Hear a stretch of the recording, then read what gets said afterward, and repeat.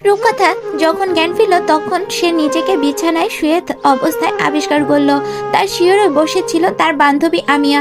রূপকথা জ্ঞান জ্ঞান থেকে উঠে বলতে থাকে, আমার আহনাফ কোথায়? আমাকে আহনাফের কাছে নিয়ে চল, ওর নিশ্চয় অনেক কষ্ট হচ্ছে। ওই নির্দয়রা ওকে অনেক বাজেভাবে মেরেছে। আমিয়া বলে, তুই শান্ত হ রূপ, আহনাফ ভাই আর নেই। রূপকথা খেপে গিয়ে বলে, চুপ, একদম চুপ। আমিয়া বুঝতে পারে না কিভাবে বোঝাবে রূপকথাকে। রূপকথা যে এখন কিছু কোনো কিছুই বুঝতে অবস্থায় নেই। তবু আমিয়া বলল, তুই নিজেকে প্লিজ সামলা। রূপকথা অস্থির হয়ে উঠতে লাগলো। আমিয়া রূপকথাকে কিছুতেই সামলাতে পারল না। বাইরে সাগর এবং মুন্না বসে আছে দুর্জয়ের অপেক্ষায়। ছেলেটা সেই যে বেরিয়েছে, এখনো আসার খোঁজ নেই। দুজনেই বেশ চিন্তিত তার জন্য। দুর্জয় যে রেগে মেগে বেরিয়েছে তাতে বোঝাই যায় যে আজ দক্ষ যক্ষ বাতিয়ে ছাড়বে। আহনাফের এই পরিণতি তো বন্ধু হিসেবে তারাও মেনে নিতে পারছে না, কিন্তু কিছু যে করার নেই।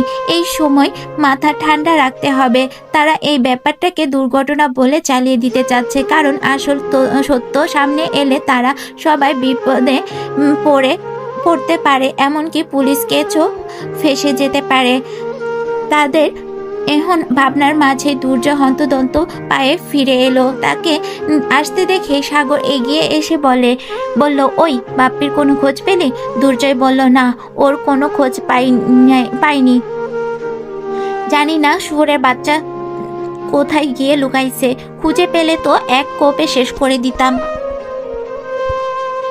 আহনাফের কথাও মনে পড়ছে তার। বন্ধুকে এভাবে হারানোর জন্য কষ্ট। বন্ধুকে এভাবে হারানো তার জন্য কষ্টের। শেষবারের মতো কথাও বলার সুযোগ দিল না। ছেলেদের কাঁদতে নেই, সেই নিয়ম আর মানতে পারল না দুর্জয়। আহনাফের কথা ভেবে তার দু চোখ বেয়ে অশ্রু নামলো। এর মধ্যে কয়েকজন ওটি থেকে আহনাফের লাশ নিয়ে বাইরে এলো। উদ্দেশ্য এই লাশ মর্গে নিয়ে যাওয়া। দুর্জয় সেদিকে তাকালো। রূপকথা দৌড়ে ছুটে এসে আহনাফের লাশকে জড়িয়ে ধরে কাঁদতে লাগলো। উম্মাদের মতো বলতে লাগলো, এই আহনাফ, তাকাও আমার দিকে। আহনাফ কোনো সাড়া দেয় না। কিভাবে সাড়া দেবে? সে যে সাড়া দেওয়ার মতো অবস্থায় নেই। রূপকথা বলতে লাগলো, ও বুঝেছি, আমার ওপর অভিমান করেছ, তাই না? আমি তোমাকে এতদিন এড়িয়ে চলেছি জন্য তার শোধ এভাবে তুলছ? সেদিন যে বলেছিলে নিজে জীবন দিয়ে হলেও ভালোবাসার প্রমাণ দেবে, সেটাই করতে চাইছো? এভাবে প্রমাণ দিতে হবে না তোমায়। আমি জানি তুমি আমাকে কতটা ভালোবাসো। প্লিজ আমার কাছে ফিরে এসো আহনাফ। আমিয়া রূপকথার কাছে এসে তাকে সরিয়ে নিয়ে যাবার চেষ্টা করে বলে, আমিয়া, এমন এমন করিস না রূপ, শান্ত হ। দুর্জয়ের হঠাৎ ভীষণ রাগ হলো।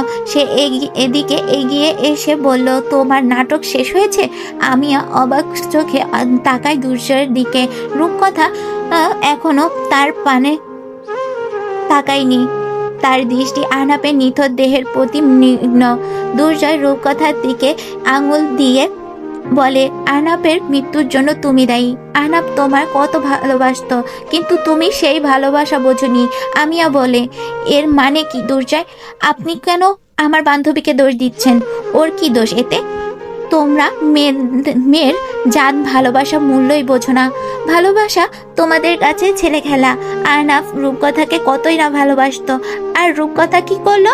ওকে উপেক্ষা করলো বারংবার, যার জন্য মৃত্যুর আগ অবধি আহনাফ তোর পাচ্ছে। রূপকথা এতক্ষণে কথা বলে, আমি আহনাফকে ভালোবাসতাম, এখনো বাসি। আমার ভালোবাসাকে নাটক বলবেন না একদম। আপনার মুখে এই কথা মানেই না। আপনার জন্য আমার আর আহনাফের মনোমালিন্য হয়েছে।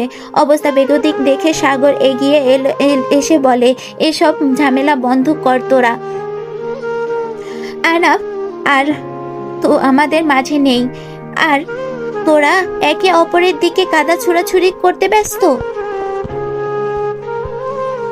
রূপকথা চুপ থাকেননি, কিন্তু আমিয়া দুর্জয়ের উদ্দেশ্যে বলে, আপনার এই ভুল ধারণা আমি খুব শীঘ্রই ভেঙে দেব।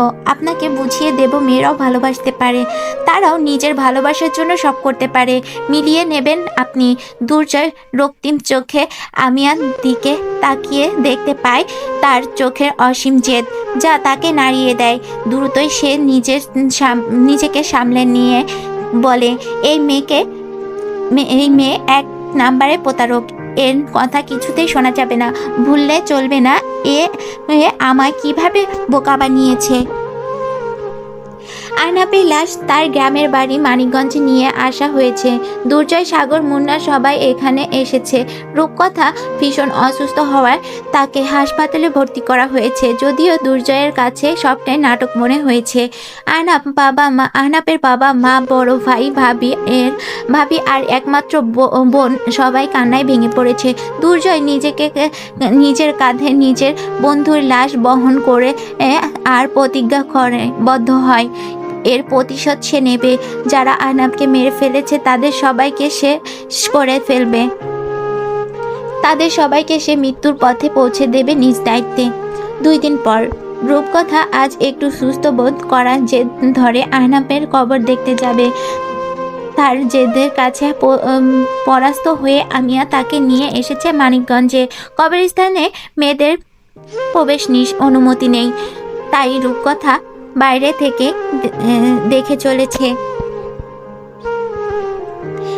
কান্না পাচ্ছে ভীষণ তার, তবু আজ সে কাঁদছে না, বরং সে শুধু আকুতি নিয়ে দেখছে। রূপকথাও আজ এখান থেকে প্রতিজ্ঞা করে নেয়, যারা তোমার থেকে আমাকে আলাদা করেছে তাদের সবাইকে আমি দেখে নেব। এদিকে দুর্জয় আহনাফের বড় ভাইয়ের সাথে কবর স্থানের সামনে উপস্থিত হয়েছে, তাদের দেখে ফেলে। আমিয়া দুর্জয়কে দেখে তার দিকে মায়া ভরা দৃষ্টিতে তাকায়। 2 দিনে এই লোকটা কত শুকিয়ে গেছে। কিন্তু দুর্জয় এগিয়ে এসে বলে, তোমরা আবার কোন নতুন নাটক করতে এসেছো? রূপকথা বলে, নাটক করতে নয়, নিজের ভালোবাসার মানুষকে শেষবারে দেখতে এলাম দূর থেকে। ও নিশ্চয় এখন খুব শান্তিতে ঘুমাচ্ছে, তাই না? দুর্জয় ঠেস মেরে বলে, হ্যাঁ, বেঁচে থাকতে তো ওকে শান্তি দেওনি, তাই এখন ওকে মরে গিয়ে শান্তি খুঁজতে হচ্ছে। আমিয়া বলে ওঠে, আপনি কথায় কথায় রূপকে অপমান করা বন্ধ করুন। আপনি বুঝবেন না ভালোবাসা হারানোর কষ্ট কি। তবে দেখবেন এক সময় ঠিকই ভালোবাসার মূল্য বুঝতে পারবেন। সেদিন বুঝতে পারবেন রূপকথার ওপর দিয়ে কি ঝড় বয়ে যাচ্ছে। দুর্জয় তার কথা কোনো গুরুত্ব না দিয়ে কবরস্থানের ভেতরে প্রবেশ করে। আহনাফের কবরের সামনে গিয়ে বলে, তোর খুনিদের রক্তে আমি তোর কবর ভিজিয়ে দেব। কথা দিলাম, যারা তোকে মেরে ফেলেছে তাদের সবার রক্ত তোর কবর ভিজে উঠবে। তার পাশে দাঁড়ানো আহনাফের ভাই একথা শুনে আঁতকে ওঠে।